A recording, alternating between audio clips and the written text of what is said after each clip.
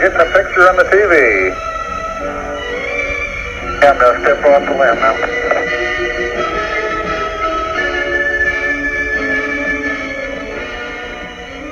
That's one small step for man, a giant leap for mankind.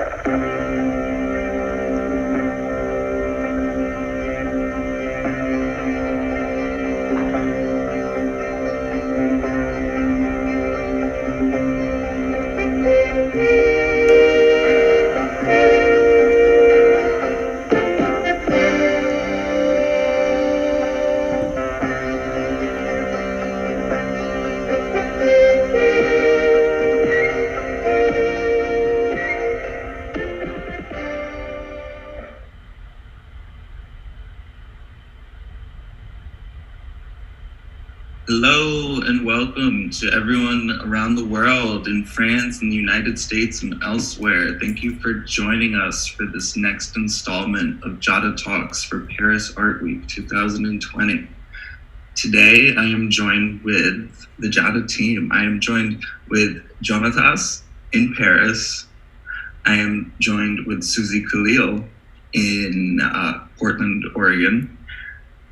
I am joined with Dana Blickensderfer in Atlanta, Georgia.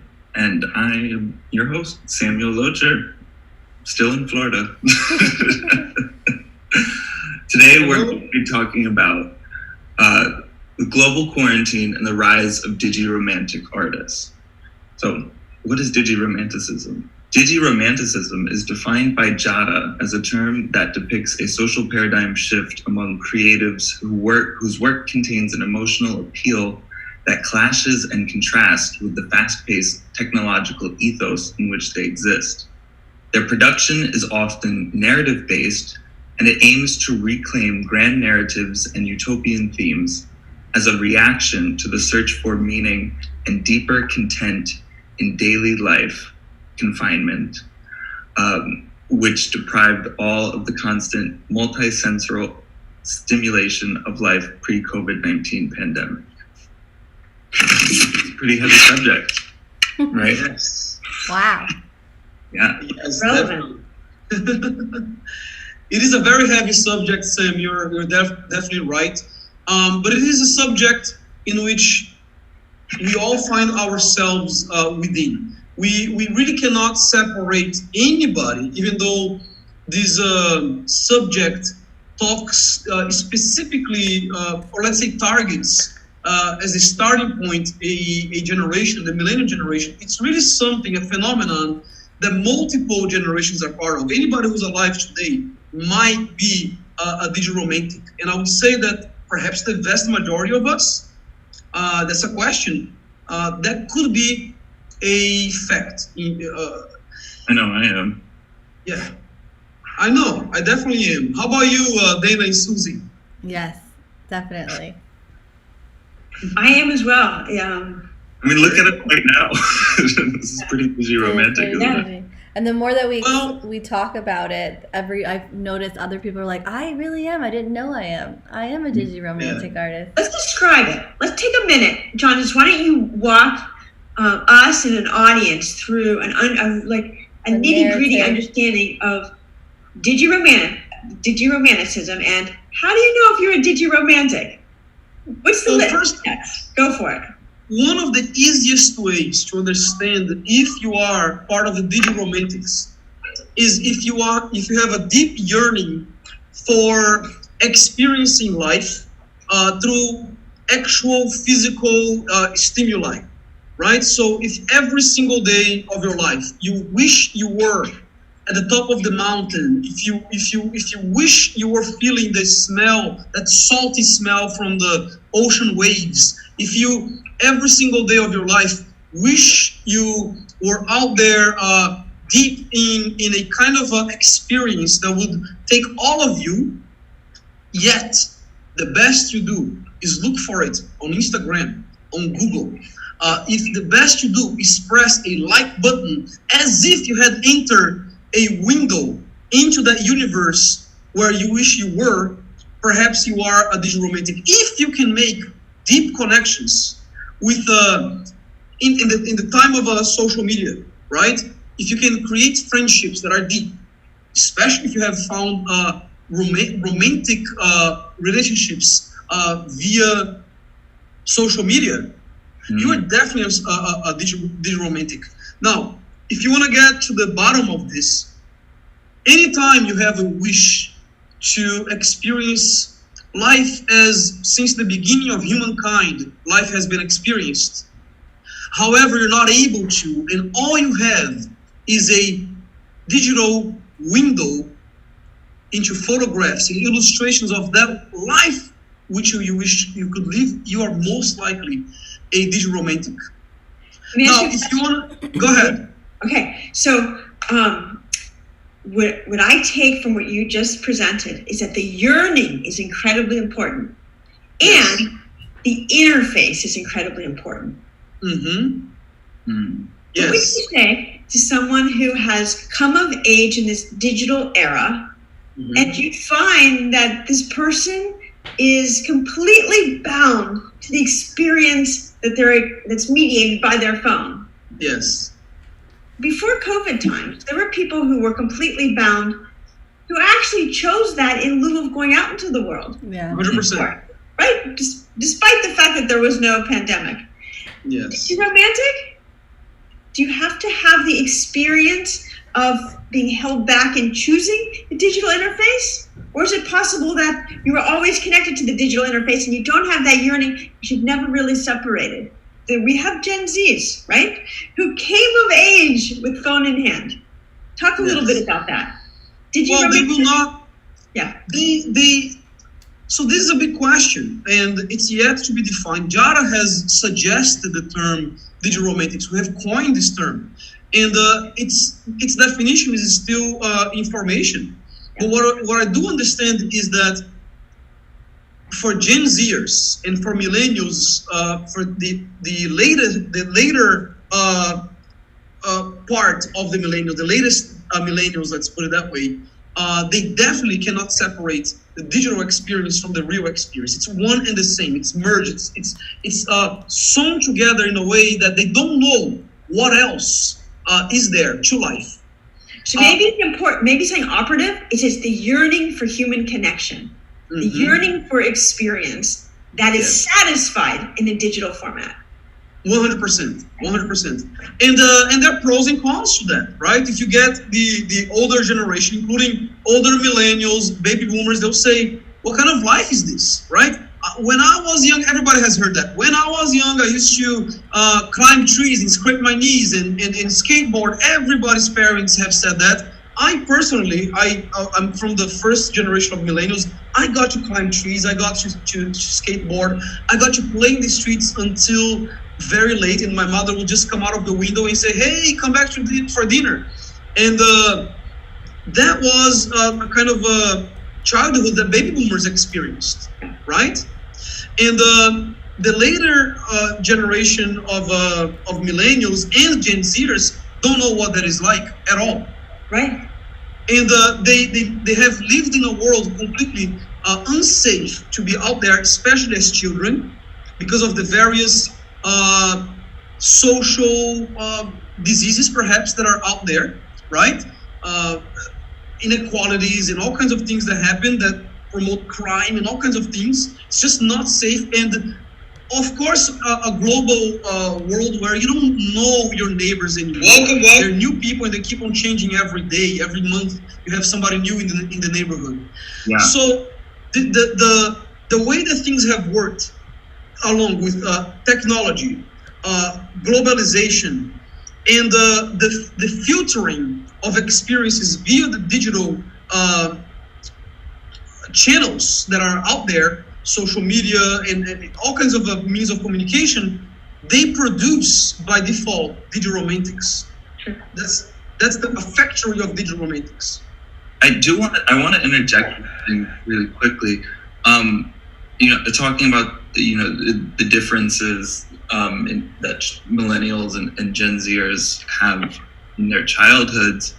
I think a lot of the reason you don't see children out in the street the same way you might have, in times past, I think it's kind of a symptom of this of technology, really. A couple of years ago, I read this book that came out by this pop science author named Steven Pinker, who's like a Canadian psychologist.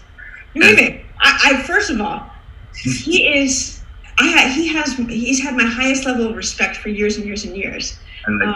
Yeah, and a solid researcher. I've been to conferences with him being the keynote speaker. We can go back 20 years ago. And no way. Already leading a very strong parade of followers who deeply appreciate his research in linguistics. And go ahead.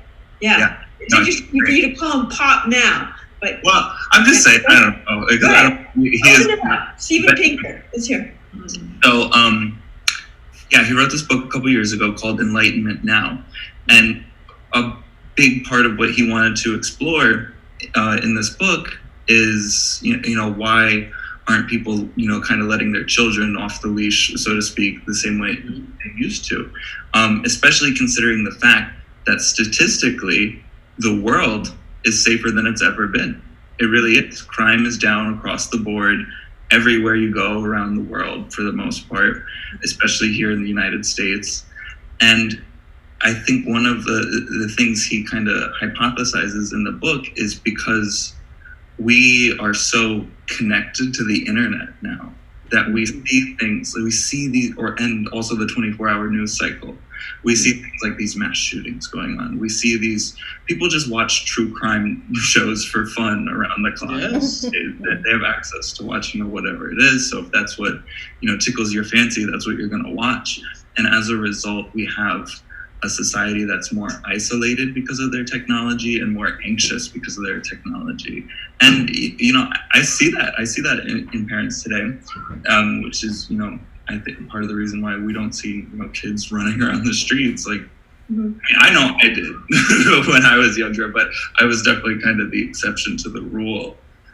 Yeah, Gen Zer. And Pinker, he's a cognitive psychologist. Yes. And as psychologists, we worry about the development of kids in the absence of in-present social interaction. And now, of course, during this pandemic, parents of young kids are very concerned that the kids aren't having adequate social play to develop social competency.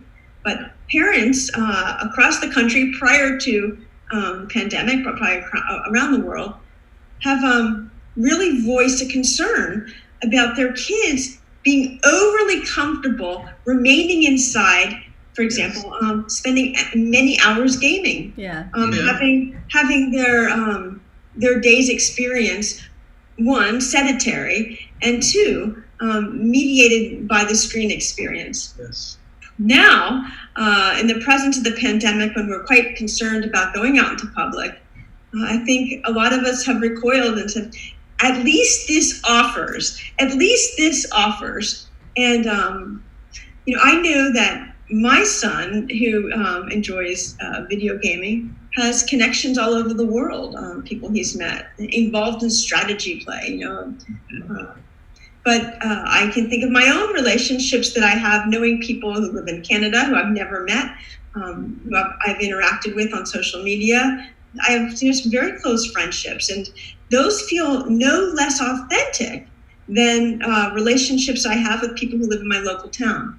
So this feeling of connectedness is something that grows through the interaction. So then the question is, how is the interaction different? Is it? Take it from here. Go. One of our new members of Jada is Nia Tandigi, and that's as Jada is expanding into Paris, right? So we have the Jada Paris group, and she's a researcher, an academic, an art historian, and I met her years ago via Twitter, perhaps 7 years ago. Yeah. And for maybe 4 years, I was just reading her work. She was seeing my artwork, and we were commenting on each other's artwork, and a friendship grew from that. Sure. And that is 100% a Digi-Romantic thing to do, right? Because we all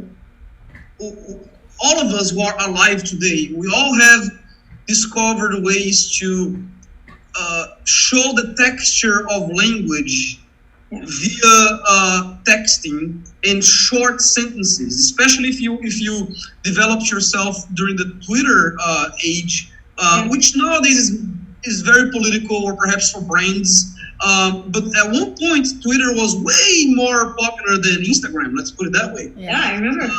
It was the other Facebook. It was the less personal Facebook, right? But you were limited to 140 characters or 120, something like that.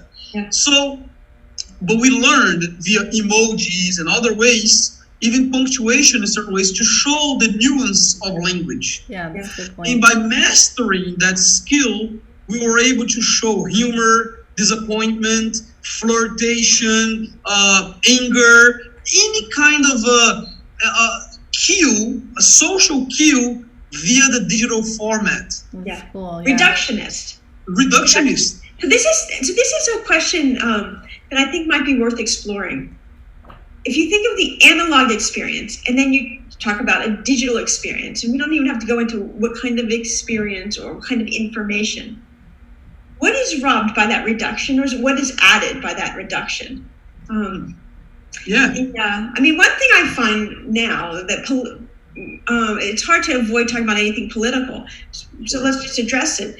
It feels very much like people are incredibly tribal, and things are much more inclined to be radicalized. And if you think about the translation of something analog to digital, you're taking something and making it binary. You like it or you don't like it. Exactly. And in that way, I question if Digi-Romantics are more inclined to be tribal, to be insider, outsider.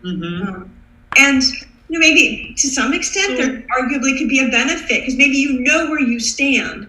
But the reality is that life is many gray tones. Oftentimes we have to experience a full range of emotion to even understand or recognize the complexity of where we are on a topic or a disposition. And the complexity of our lives, it is found within that gray zone, that gray area. You're totally right. I don't like when you tell me I'm totally right. You get to argue me on these things. Well, then let me tell you where you're wrong. So there you go.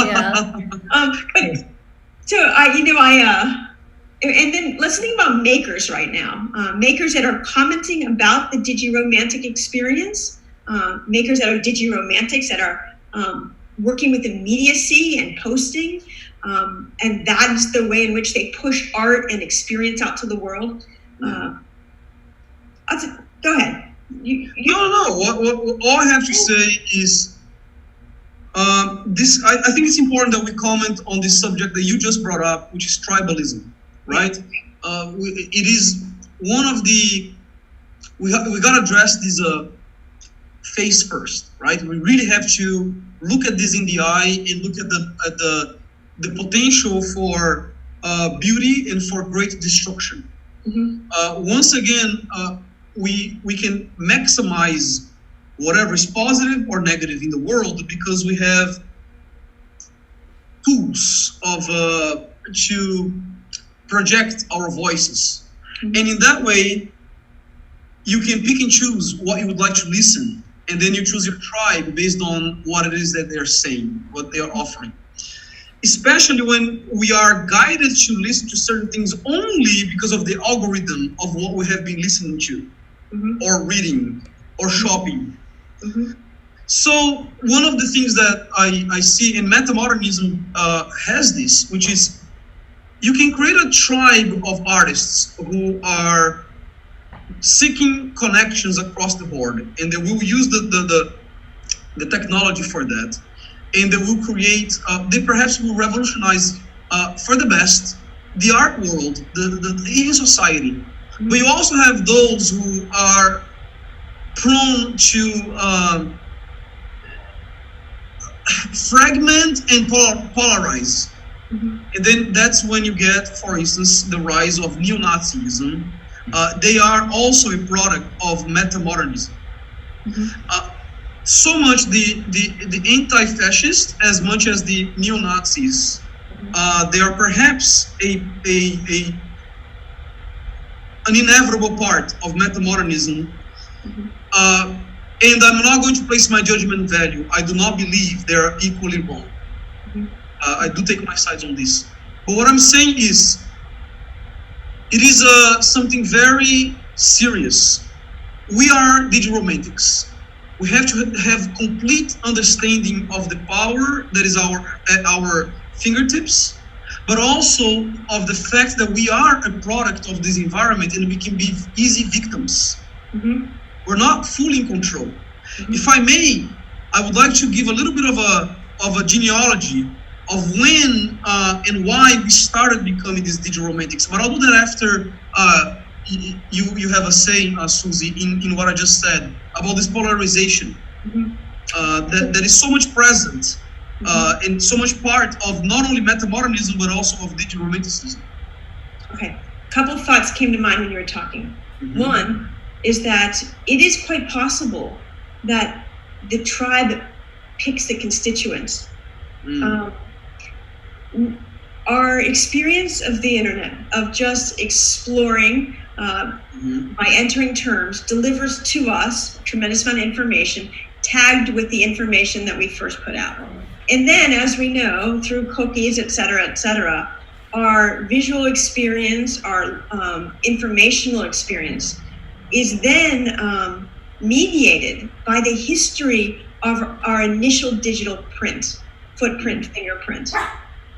The experience of the field then is a completely biased one, and one that ends up being self-selected, but blindly so.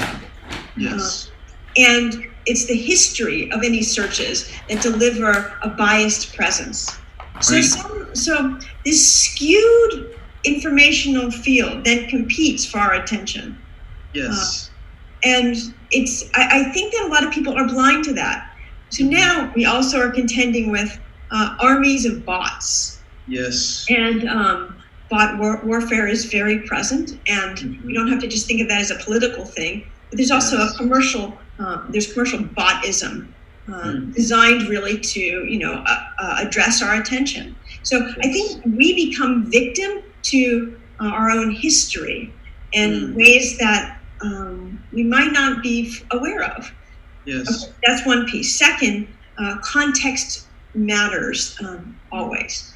And as makers, and we push images out into the world, they run away from us. And how they're used and how they're acculturated, we have far less control over that. Just by way of example, so you're sitting in the gallery. There's images on both sides of you. And as you were speaking, there was a gallery guest who was taking a look around. There are many.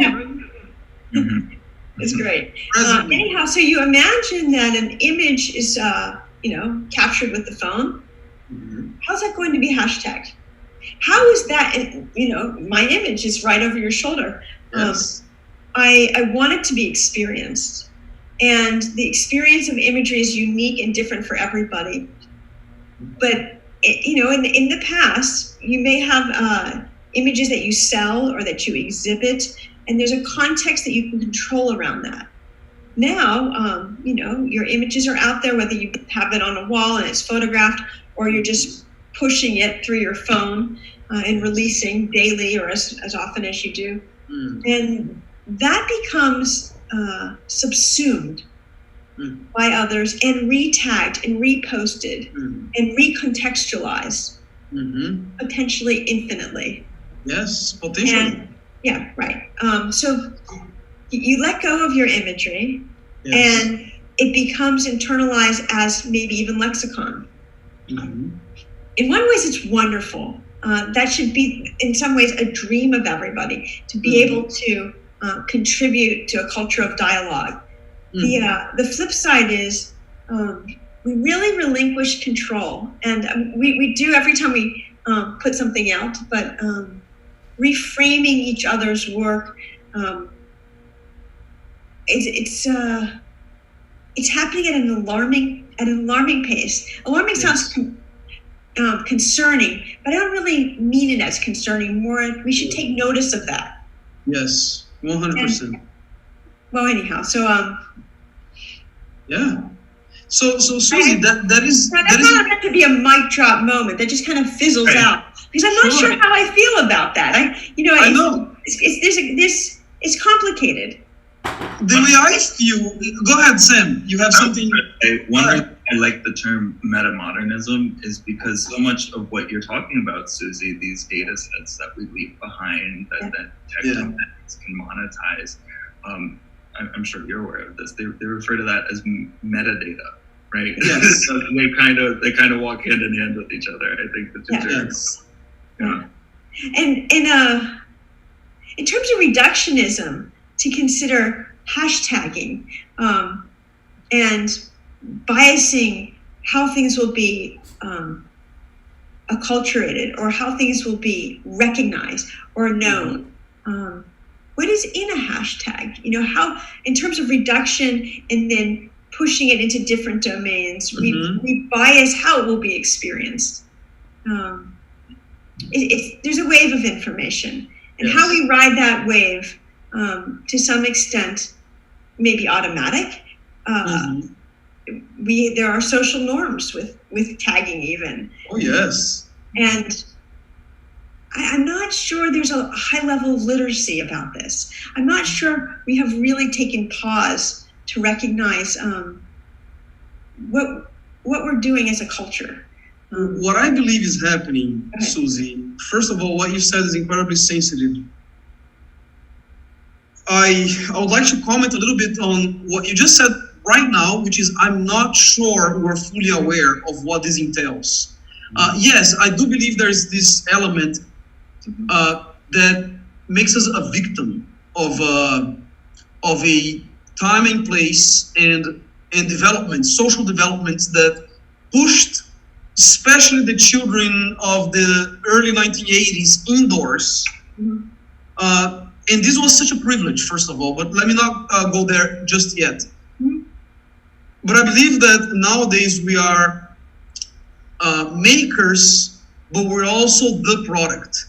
The push that I would like to see is for us to have a greater awareness of ourselves, and I mean every single person, as a maker of our new reality. Because whatever we add to the footprint, right? The hashtags we choose and the images we choose is the raw material to the making of what will come back to us. So we are at the driver's seat, but there are especially companies watching so that they can offer us just the right product at the right time. So, but if we manipulate better if we become more aware, more educated about our power in these dynamics, we can actually make something quite beautiful out of it. And I think artists have a great responsibility now, because we're fully aware of this. Agreed. Now, one thing that I believe is important for this conversation is to talk about, what happened, because Jada has this vocabulary that we're very comfortable with, but many of our viewers might not be comfortable with our vocabulary. Digi-Romanticism. One, we use the word romanticism in this really in the let's say in the wholesome sense of the word, right? Romance, right? To idealize things, right? To yearn for for perhaps a human value or feeling in an experience, a deeply sentimental experience. And the digital aspect comes exactly from what we assume, which is today our mobile devices, but it started so much earlier, and I think I should give a little bit of this genealogy, if you guys don't mind. Oh, love it. Go for it. And then, all right. and then I pulled up an example. During the quarantine, we did virtual art exhibitions, and I have an image that really represents an intimate relationship carried over via phone. So I have an example of a maker. How about you show the image as I speak about this? Okay, yeah, I think it's really cool to show this. I think it's pretty relevant. Hold on. Go ahead. And then I'll be telling you guys about this genealogy. So keep in mind one thing. Okay. The 1980s were quite important, right? Yeah. So there you go. There you go. We have here, this is from artist Aaron Jackson Bowman, right? Yes. So this is cool because I'm going to share with you what he said. I'm trying to find the... Okay. So this is called Modulate Demodulate Broadband Dialogue. It's about relationships that have physical barriers. It's about distance relationships, but not necessarily long distance, as two quarantine friends may be next door to one another. It's intended to respect any intimate relationship, friend, relative, lover, that is carried via phone or internet by voice or visual, not in the flesh. Yeah. This is a 3D. He's a member of Jada, and we this was our second virtual art show we hosted, and I think this is super relevant to show an example. Yeah, just in terms of framing or positioning this work, let's remember how important it is that he deliberately drew our attention to the fact that it does exist, 3D, because our mediation of it right now is obviously representation of it, and a digital one at that. Yes. How And it's also important it is important to know that it exists. Yeah. It's also important, and I know that artist Aaron Jackson Bowman, he was fully aware. He commented on this when we had our virtual exhibit on these idealized bodies, right? The unrealistically idealized bodies of this piece here. There are many athletes, there are many top models, there are many people out there also who exercise healthy and eat healthy, who have such bodies. But the Instagrammable kind of bodies, the ones that are beach bod, right? They are pushed to look more like this, which is unrealistic, and the vast majority of people do not look like this. Yes. So, but there are filters that will help you shave off a few pounds, right? Yeah. And that is the extreme. And that's Digi-Romanticism going wrong, in my opinion, right? Because we're not more normalizing normal bodies. Or even just pause right there. How many times when you're out in the world do you see a couple talking and doing what have you, and they look, their affect is pretty low, but then they hold their phone up to take the selfie, and then you see the immediate smile, the immediate head tilt, the immediate glance, the staging, right? And then the moment that image is over, the affect drops again. So sad. And so it's that very much is digi-romantic behavior. Exactly. Now, here's the thing: we have to contextualize this very well. All the way up until the mid-70s, you had kids, young people enjoying the outdoors, fishing, playing sports, getting dirty, building things, right? Whenever you wanted to bond with your friends or even parents, you would paint a fence, you would walk a dog, you would get out there and play a game with your friends. All of a sudden, you had the beginning of arcades, right? A little bit before this time even, arcades were out there, new things, very simple but fun, the new stuff. So now people are going out, and there's this urban element in the neighborhood, which is you place coins and you get to play a game. Now there were entire tournaments to see who could go all the way to the last boss of that one game, and people became famous with that. This was all very much, I would say, healthy and interesting, until this arcade became smaller and smaller and smaller, and they became video game consoles. And the first one was in 1986, and it was the Atari 7800, 7800. I know it well. Yeah. So there you go. I got to play Atari. So you too, Susie? Yeah, of course. Look at that. So I remember very well the Atari. It was a hassle to plug it to the TV. You had to go to the back of the TV, and you had to, there were some wires there, and it was very, very rudimentary, but you could spend your whole day playing these games. All of a sudden, you're spending less time out there scraping your knee, trying to impress a girl, a boy, walking your dog, painting your face. You're doing less of that and staying more indoors playing with your friends in your Atari.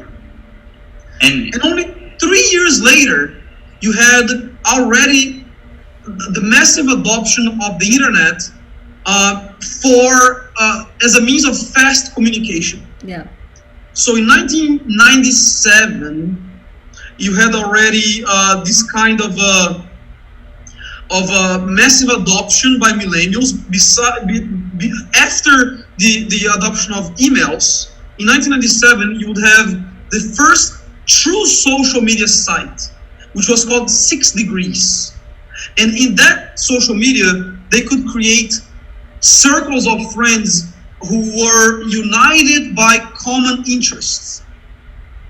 And that is when you start creating tribes within the virtual world. Look at that. Yeah. And then in 1998, you have the advent of blogging.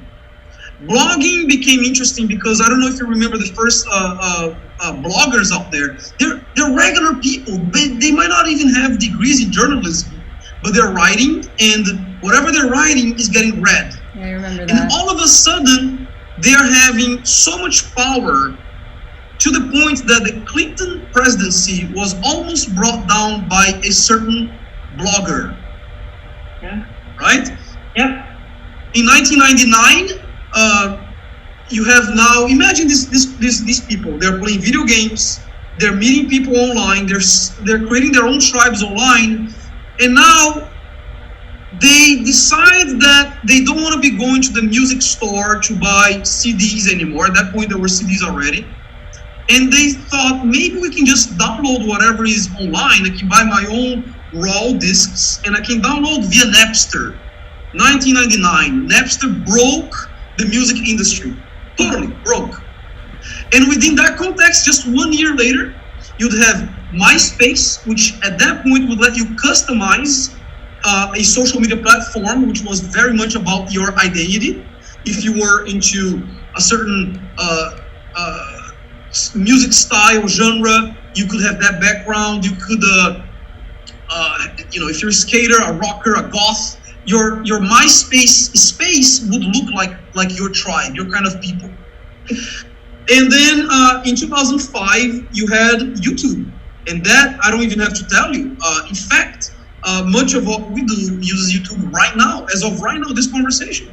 So YouTube would create this user-based content production for massive consumption. At that point, I would say that we basically arrived at the reality where we are today. Now, while all of this was happening, keep in mind, let's go all the way back to the beginning, the world was also crumbling. So parents had no reason to want to push their kids to the outdoors because the world was confusing, was complex, and a lot of barriers were being broken. Literally, the Berlin Wall fell in 1991, right? And in 2001, you had the 9/11 terrorist attacks. So I remember, I was in high school at that point, and I remember very clearly how unsafe the world became overnight. At least our perceptions of it. It's interesting. Yeah, our perception, yes. Yeah. It's interesting to look at the statistics of violence at schools and put that in context of our perception of violence at schools. Yes. By the rapid sharing of imagery, of emotionally charged imagery and the sharing of it, because we are imprinted not just by the first understanding of it, but by the number of impressions we have of it. Go ahead. Wow. Yeah, so our sharing of newsworthy information spikes with the advent of being able to share imagery. So we become overly aware of the dangers around us, which they are probably not as much as we are actually sharing and making it portrayed to be. So that is true. And then you have these millennials who are graduating in 2006, 2007, and then the Great Recession hits, right, with the real estate bubble and the stock market melting, and now people are incredibly lost. And the resource is either to go back to school. You're not going to be able to experience traveling as much. You won't have the money, the financial means. You also will have to work perhaps 2 part-time jobs to make ends meet, if you're able to find a job at that moment. Many communities, especially in South Florida and other regions in the US, but of course there would be a global recession eventually with that, but they simply did not have work. And those who could find the small gigs, which would eventually generate into the gig economy of the 2000s, they just had to work and work and work. And that is when you have the rise of these highly filtered social medias, such as Instagram, where people can go in and have their mouths watering because somebody is eating this avocado toast or this plate of pasta, or they are at this beach where they wish to be. So it becomes little windows where we romanticize an existence that will never happen. And it has not happened yet for the vast majority of millennials, especially now that we have the great pandemic, the global pandemic of 2020. Yet, there is hope. Let's talk about that. What is the hope of Digi-Romanticism? Not everything is lost. We believe that actually there is a great element of hope in Digi-Romanticism. And I'll tell you one. I'm here in Paris with the Jada Paris art show during Paris Art Week, connecting with the community. And some Jada artists were able to come to Paris. Others were not able to physically be here, but they're here every single day with us. Just like what's happening right now. All of us who are in this conversation are within the gallery of our Paris exhibit. That is all very much a manifestation of a positive aspect of Digi-Romanticism. But what else do you guys think? Well, one thing I wanted to talk about a little bit was you were speaking about arcades earlier, and I don't know if you're aware of this because it hasn't really come to Miami where we live, but there has been this big return to arcades that I've seen in cities around the United States. Nostalgic. The city I see it the most in is Chicago. Yeah. Chicago has an arcade on every corner, and they're not necessarily arcades in the traditional sense either. A lot of them are. They have like these vintage arcade games in them, but they're also a lot of these modern arcades, right? Yeah. You can get a cocktail there, and they have PlayStation set up as opposed to Pac-Man machines. Yeah. Interesting. Kind of digi-romantic, maybe. Very nostalgic. This is definitely an element of nostalgia, which is an element of metamodernism, but I won't comment much more on this. I want to let our other speakers speak. I have a thought. It may be repetitive, but I'll just repeat the question so it sticks. So if I'm an artist in 2020, is it assumed because we have our phones and the phones is an extension of my arm and I'm in a digital world is it assumed that I'm a digi-romantic artist if I use the platforms? Is it assumed that I'm automatically digi-romantic? Well, Susie, would you like to comment on this? I'll give you my comment, but I'll let Susie first. Yeah, I think it's not assumed. I think it's the sensibility that the artist has in how they're using their phone, whether it is to capture the image or to share the image, and the immediacy with which they do that, and the discretion with which they do that. I think that that it's not a default about it. That in fact it has to be an intention. An intention, or so transparent that it's not even realized, but it's just a natural extension. So I think when the mediation is high and very carefully calculated and overly controlled, maybe not so much. The other side of the continuum would be actually lower level of intention, but high level of fluidity, and it is automated. And I would say that's very much almost off the charts. So I don't think we have to. So my answer is it's not a default simply by having the technology. Mm-hmm. That it's how it's being used and how it's being regarded. And then you have like Jacob's age, Gen Z. They don't think Facebook's cool. Like, so then you're finding a wave of social media and they're like rebelling against it and making more platforms like a TikTok and other ways to communicate that's cooler at different age groups. Yeah, and it's funny, I wouldn't even say there's a rebellion against it. It's just not interesting. Yeah. It's just like, there's no magnetism to it. It's just irrelevant. It's irrelevant. And so intergenerationally, there's a different experience of digital romanticism, I believe, based on what the magnetic pull is. And that magnetic pull, I believe, relates to the timing of the technology in the person's life, the functionality of it, and then also kind of the social norms around it. Yes. I would say that it is not default mode. We cannot assume that because you have these at your reach very easily that you are Digi-Romantic.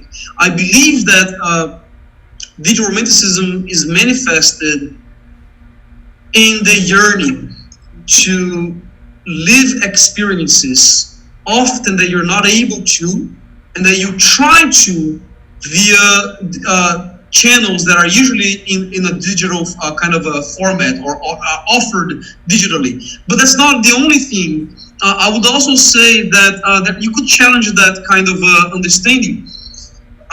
For instance, there's the element of nostalgia. We just spoke about nostalgia. Arcades today.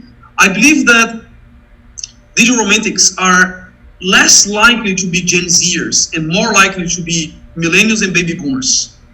But I don't want to make that differentiation so clearly because that's not so much the truth. But the fact is, anybody who has some kind of feeling that they missed out on a few things, and that now this is the only way they can get in touch with, let's say, going to Italy, right? What is it like to? I'm not going to lie. My work speaks a lot about heritage and identity and immigration and all that. I have literally been to the neighborhood of my Spanish refugee family in Spain, walking around digitally via Google Earth. Forget about social media platform. I used what is offered to me at my disposal. I have Google Earth. And I got down to the dirt and I could see the texture of the street. You know, so that is, I believe, a kind of a tendency that is not a default tendency. It's a personality, that it's something that you want to do and you find yourself doing it, and then you realize that you are Digi-Romantic. I just wanted to re-ask that just to make it more part. No, it was a good. It's a good question. Yeah, very good question. You know, nostalgia within the sphere of digital imagery is fascinating to me right now because there's a trend I'm seeing, and let's just go to photography. Photography that's represented digitally, that is embedding a high level of texture and grain and grit and breaking the mold of the perfectionism that comes with our almost seamless capture of reality. And that aesthetic of like the degraded image has now become incredibly popular. If you in looking at some recent videos, music videos, for example, the aesthetic and the sensibility is a degrading, a pixelation, in order to break convention of immediate capture that's digitally translated. So it's almost like jumping back in time to when we were first translating from analog and not doing it very well. And taking a perfected image and degrading it for the emphasis of the nostalgic feeling of the past. Now, this is being done by people who don't have that historical experience of that time. And then saying, and an affinity for that look because it's novel. To me, not novel. I mean, I remember, it's almost cringeworthy to me. But to the generation that didn't experience the history of translation, that's novel in an interesting way. For me, it's nostalgic. Totally. But for a generation that didn't experience that initial translation of analog to digital and not doing it so effectively, that's an interesting aesthetic. So, we see, for instance, on the latest stories, videos on Instagram and other platforms, These new dancers dancing on rollerblades, right? The ones with the 4 wheels, right? Yeah. The actual, not the inliners, the ones, the old-fashioned ones. Yeah, it's something totally nostalgic, and it's done by people who perhaps never lived through that age when those were the only rollerblades available, right? It's a new novel. It's a trend to do this. I saw that recently. A lot of people are now. It's like a cool thing to do now. It's a cool thing to do. Yeah. Get out there. For us, it's retro, right? For someone who's never experienced it, it's completely novel. That's true. Yes. And It's it's so unique to think about someone who has never done that before. It's new and fresh and not novel, and then to others it's nostalgic. It's creating new history. Yeah. I think every adolescent in the United States should have a roller rink that they get to come of age in. A roller rink is something I would love to have. But doesn't that answer the question of like why fashion always repeats itself? Yeah. Like bell bottoms that comes back and everything, because it's novel to the new generation, but it's nostalgic and an old fashioned coming back in a fresh new way, perhaps. Well, one thing that I have to add is there was a conversation I remember growing up in the 80s and 90s when people used to say this is the generation without identity. It's a generation without a purpose even. It's the lost generation, the in-betweeners of like when things actually meant something, the age of revolution, right? Feminist revolution, sexual revolution, the revolution in thought and all of that, right? To becoming these domesticated little pets, right? In apartments and indoors, and then filtering our lives, and then not having any flags to wave, anything to protest against. So we also have to remember that the era of avatars, within this period of Digi-Romanticism, which is happening today, but the consolidation of that, you had multiple games and platforms where you could adopt a life. Literally, there was a game called Second Life, where people developed entire lives. They got married, had children, they could get divorced, and people even lost their minds to the point of, going completely with real world money. Exactly, they would sell for a lot of money. But then you have the RPG role playing games that became more important than actual life. Yeah. What's the psychology behind that triggers that fascination to be? I'd prefer to be in a digital world. Susie is somebody very qualified to speak about that. Well, one aspect of it is alter ego, right? And as makers, as image makers, we can look to that as a narrative of mythologies, and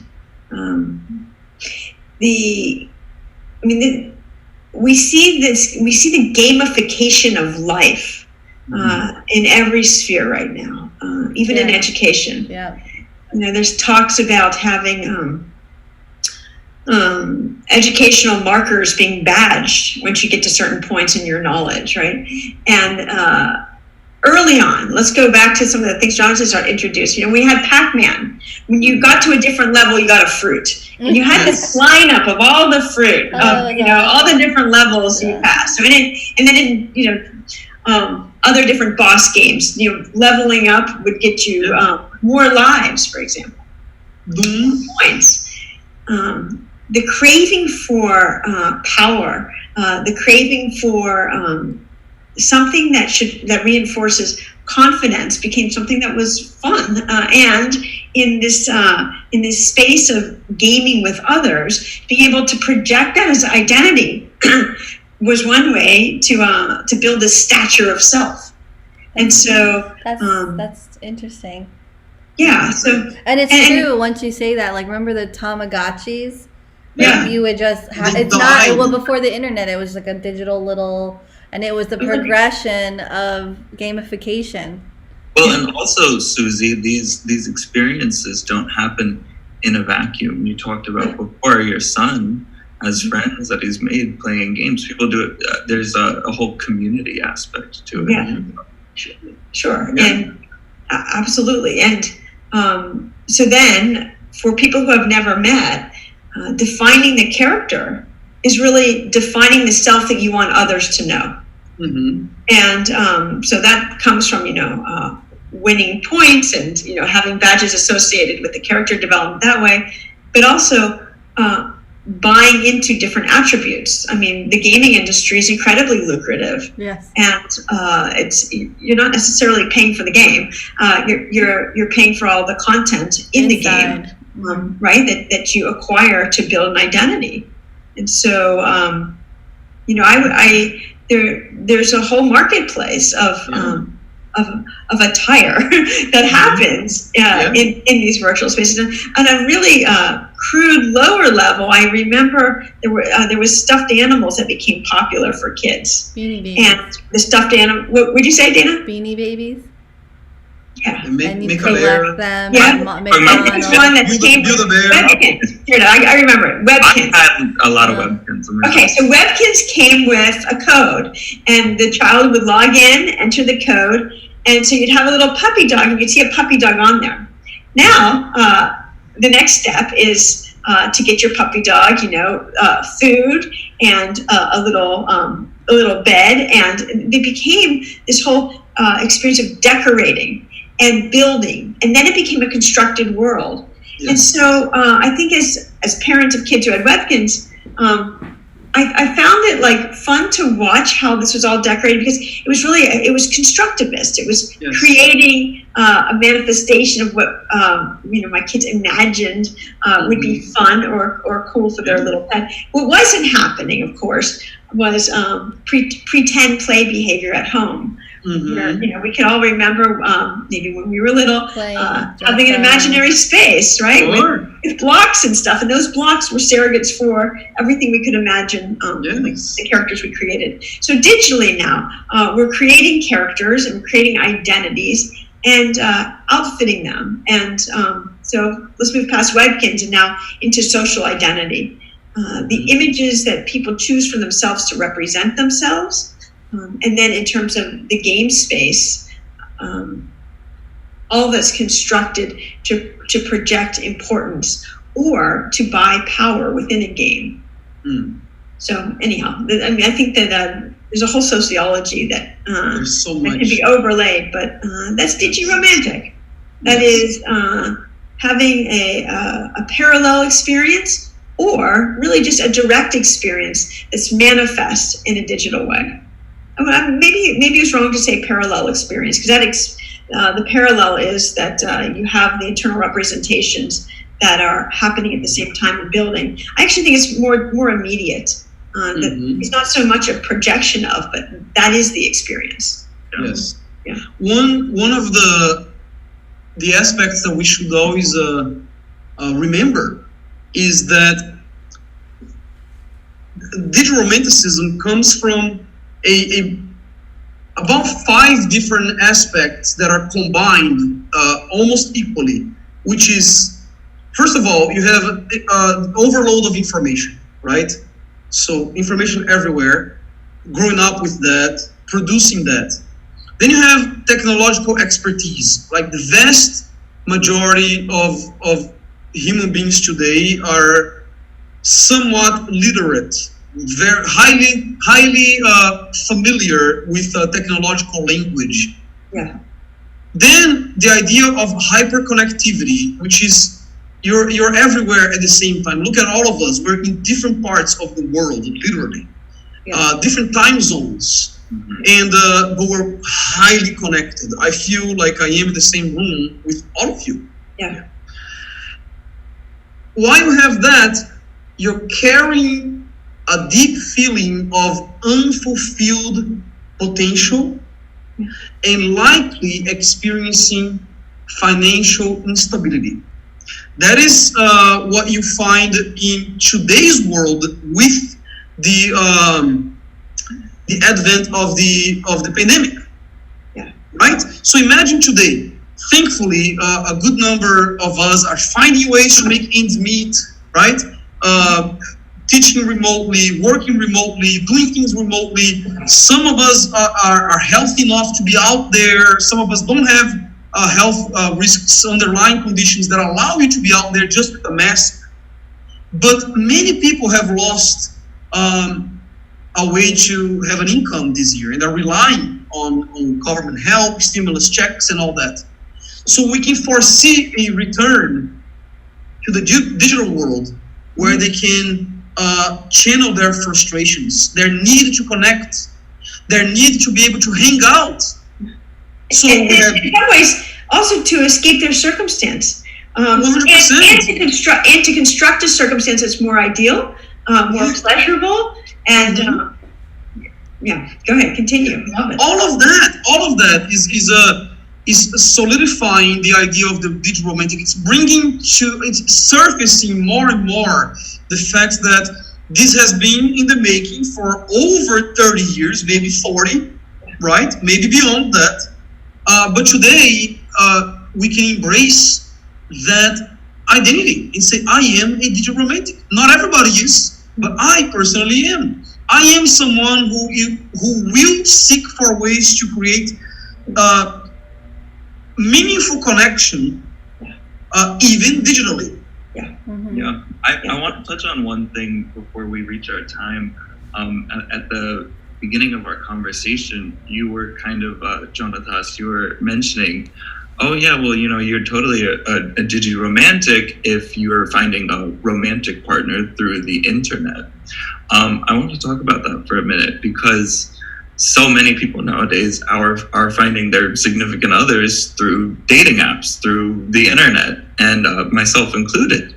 And one thing I've always said to people, relationships that begin on the internet are both friendships and romantic relationships are more common than ever, right? Mm-hmm. But one thing I've always noticed is for LGBT people, let's say, they're far more likely to have relationships begin online, because outside of maybe a gay club or something like that, people don't walk around with signs on their back that say, hey, I'm gay, so they don't have the same kind of chance encounters that a heterosexual person might have, just out and about in the world at a bookstore or something.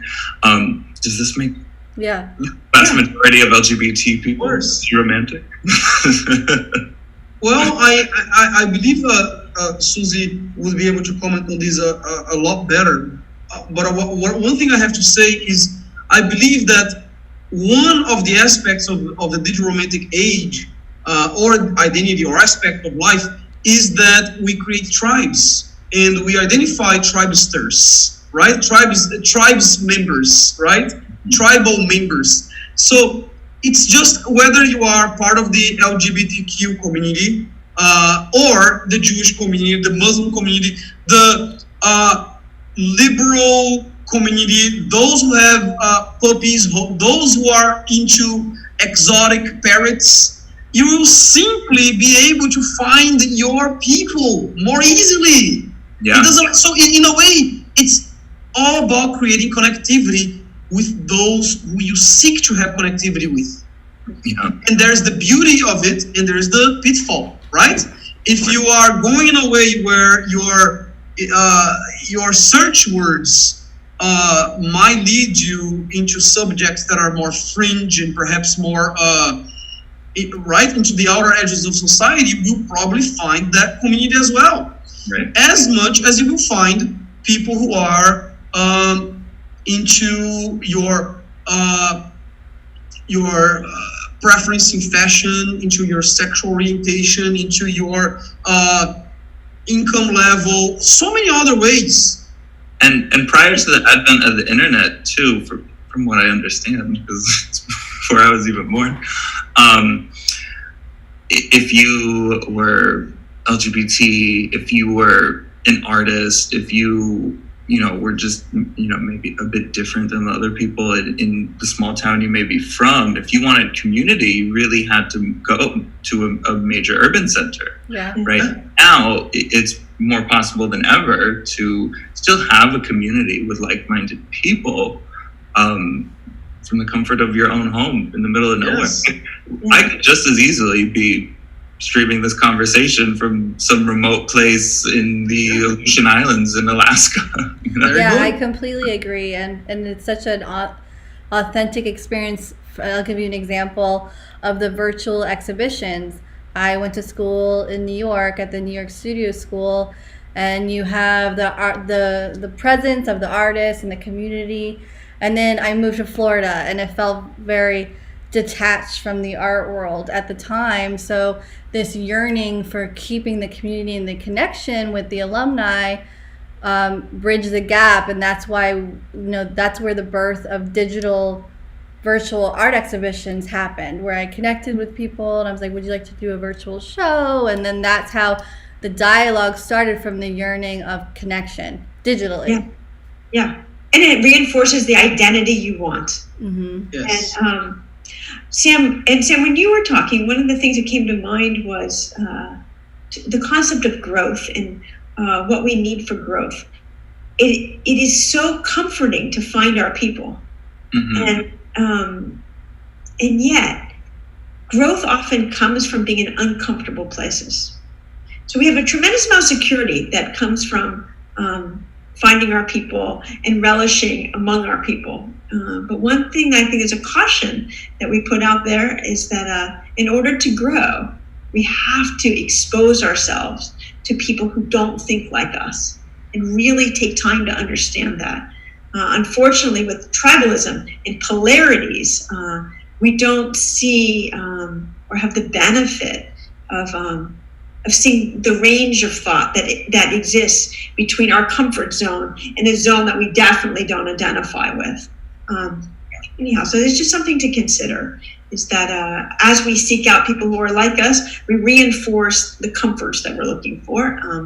And yet to grow, it has to be a deliberate practice now, that we take time to expose ourselves to other ideas. Yeah. That's the danger of finding like-minded. Yes. Especially on the internet, you get caught up in your own, going back to, the cookie trails we leave. You get in your own echo chamber. Yes. That's why a lot of Gen Zers don't like Facebook. There are a lot of challenges that we have ahead of us, and the sooner we are aware of these challenges, the sooner we can use these platforms and the system to our advantage.